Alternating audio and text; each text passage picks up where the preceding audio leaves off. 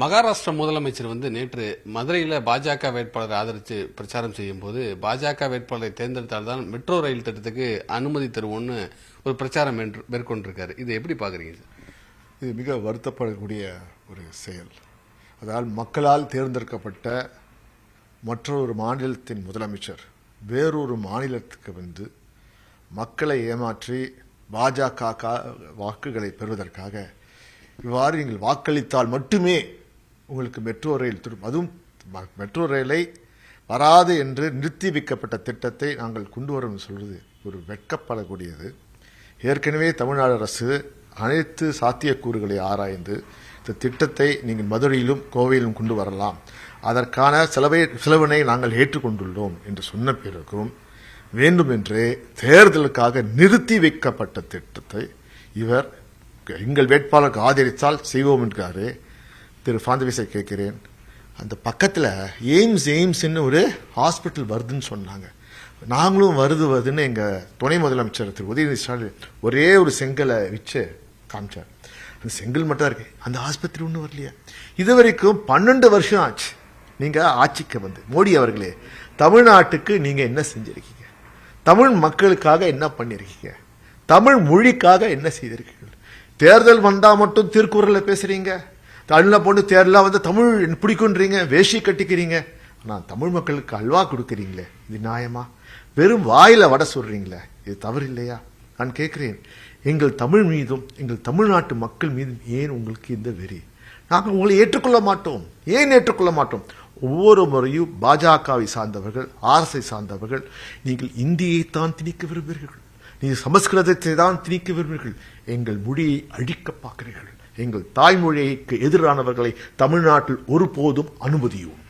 தொடர்ந்து இந்த metro rail திட்டத்துக்கு நீங்க பார்லிமெண்ட்லயும் குரல்கள் கொடுத்திருக்கீங்க. திமுக கூட்டணி கட்சிகள் போராட்டமும் நடத்திருக்காங்க. குறிப்பா மதுரை, கோவைக்கு அனுமதி வழங்கணும், இது வளர்ச்சி திட்டங்கிற மாதிரி. எய்ம்ஸுக்காக போராட்டம் நடத்திருக்கீங்க. பல போராட்டங்களுக்கு மத்திய அரசு இதுவரை அனுமதி அளிக்காத நிலையில இப்ப பிரச்சாரத்தில் அதை கையில் எடுக்கிறாங்களே, அதுக்கு என்ன காரணம்? அதாவது பாத்தீங்கன்னா, அவர்களுக்கு மக்களை ஏமாற்றுவது மட்டுமே குறிக்கோள்.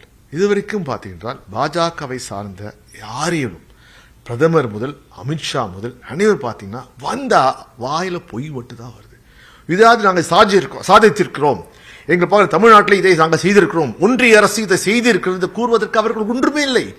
வெறும் மதத்தின் பெயரால் மக்களை பிளவுபடுத்துவது, அந்த பிளவுபடுத்தி வெறுப்பு அரசியலை உருவாக்கி ஒன்றும் திருப்பரங்குன்றம் என்ன ஆயிற்று?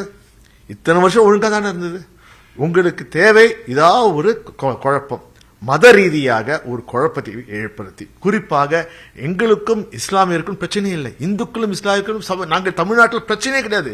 இந்துக்களுக்கும் முஸ்லிம்களுக்கும் கிறிஸ்தவருக்கும் பிரச்சனை இல்லை. ஆனால் உத்தரப்பிரதேசத்தில் நீங்க எப்படி பண்ணீங்களோ, குஜராத்தில் நீங்கள் எப்படி பண்ணீங்களோ, மகாராஷ்டிராவில் எப்படி பண்றீங்களோ, அங்க மத கலவரத்தை உருவாக்கி பல உயிர்களை பலி கொண்டு ஆட்சி பீடத்தில் அமைந்தீர்கள். அதே போல் இங்கே அமையப்பார்கள்.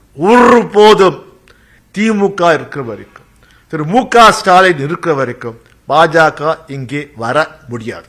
ஏற்கனவே நிதி பகிர்வு, மாநிலத்துக்கு வர வேண்டிய நிதி பகிர்வு முறையா தரலைன்னு சொல்லியிருக்கீங்க.